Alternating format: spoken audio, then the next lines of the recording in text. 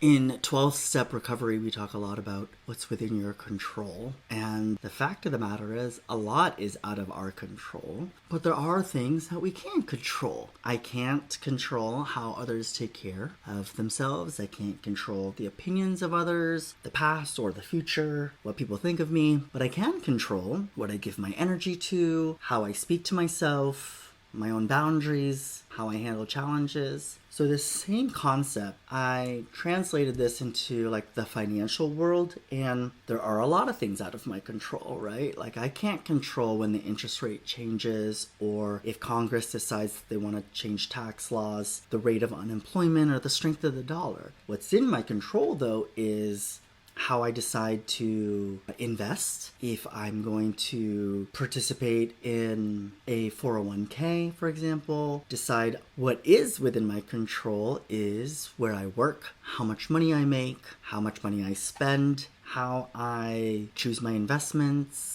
if I create a financial plan. All of those things are within my control. It's important for me that my clients understand which financial levers are available to them. You know, money isn't everything, but if you want to fund these goals, we're going to have to make some changes, and potentially increasing your income is one of them. And as you can see here, you can control how much you earn. You do right now practice a degree of agency about how much you earn. Can you decide where you earn? Most people are employed at will, meaning you go there on your own volition to earn a living. What things do you need to prioritize so you can increase your earnings? What's the highest and best use of your time? What are high value activities? What skills that you can level up so you can potentially get paid more? What new career path might you consider? The next financial lever is how much you spend now. How are you spending your money? I've said this before, what happens in vagueness stays in vagueness, which is to say that if you don't know where your money is going, then you're more likely to continue to,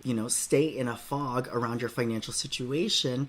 And it's going to be very difficult to kind of climb out of that. And maybe the money script that is at play for you, if that's an issue, is this money avoidance script. And so that might mean that you get outside help through either a therapist or a financial coach or financial planner. Those might be the steps you need to take now so you can rein in your spending, so you can have a better understanding of where your money goes. Most of our economy is driven by consumerism, so it should be no surprise that people fall into some financial traps. I want to share with you this concept of lifestyle creep, which is related to spending. Essentially, it goes like this. As your income increases, you find that you can afford more things. Great. More creature comforts, maybe a nicer car, nicer house, what have you. What ends up happening is your income increases. That's fantastic. But if your expenses are increasing at the same rate, there really isn't this margin of free cash flow that you can benefit from that can go towards savings, right? So it's not what you make, it's what you keep, right? You've heard it before, and there's a reason why it's stuck around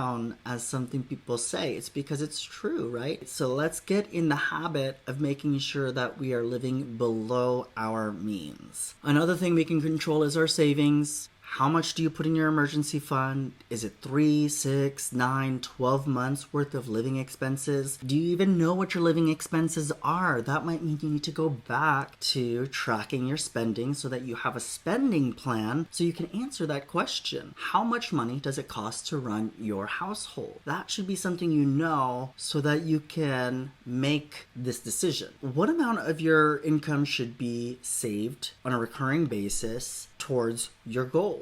How much will you need to save, for example, to reach your retirement goal? You can decide how you want to invest. You can't necessarily dictate the outcome of the stock market or the housing market, but you can decide if you even buy that house or that rental property, or if you put your money in a S&P 500 mutual fund or an international growth fund. Another thing you can control is how you invest, which type of investment vehicles you decide to use, which accounts you put your assets into, how often you rebalance your portfolio, whether or not you get professional help to do it, or if you remain a do-it-yourselfer. Those are the factors that are within your control. You can't, like I said before, we can't control what the stock market will do, but we have choice and agency over how we want to participate. You can make those decisions. You have agency over those factors of your portfolio.